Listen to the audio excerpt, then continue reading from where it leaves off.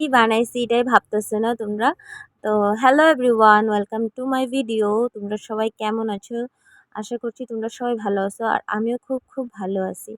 আর আজকে বানামু কাঁঠাল। অনেকরা আবার বলে এঁচোড়, তো আমরা কিন্তু কাঁঠালই বলি।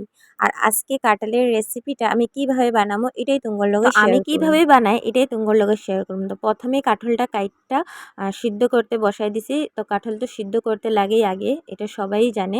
তো একটু হলদি আর একটু লবণ দিয়ে সিদ্ধ করতে বসাই দিছি। আর এদিকে মিক্সিতে আদা, রসুন, পেঁয়াজ আর লঙ্কা পেস্ট করে রয়েছে। অনেকে আবার রসুন খায় না, তো এরা স্কিপ করতে পারো। আর আজকে আমি গুঁড়া মশলাটাই শিলনোড়াতে বাটুম, কিলাকি গুঁড়া মশলা আমি বাটতে পারুম না। তো এটার লেগা গুঁড়া মশলাটাই আমি শিলনোড়াতে বাটুম।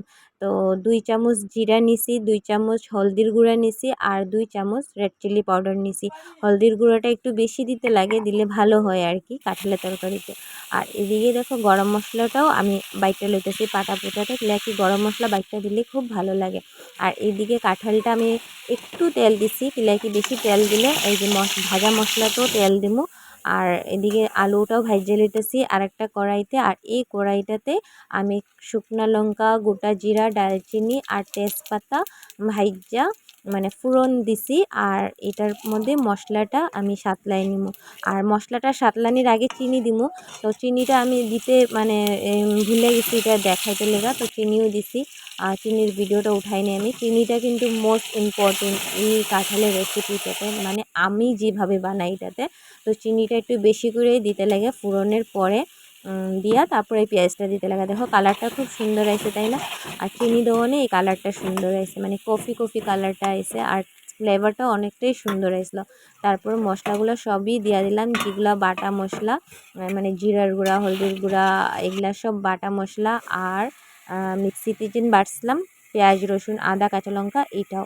তারপরে মশলাটা সাতলাইছি ভালো থেকে, বাটি ধোয়া জলটা দিয়া ভালো মতনই সাতলাইয়া তেল বাইরে গেছে। তারপরে ওই কাঁঠালের মধ্যে অল্প সাতলাইয়া আলুটাও দিয়া দিছি। আলু দিয়া আলুর লগে একটু জল দিছি। আর ওইদিকে কড়াই ধোয়ার জলটা দিয়া ভালোটিকে সাতলাইয়া আমি কিন্তু নুন দিইনি, লবণ দিলে কিন্তু কাঁঠালটা ভাঙ্গা যাবগা। আর যখন পুরা সাতলাইয়া লইছি তারপরে নুন দিয়া একটু নাড়াচাড়া কইরা গরম জল ফুটাইয়া তারপরে কাঁঠালের মধ্যে ঢাইলা দিছি।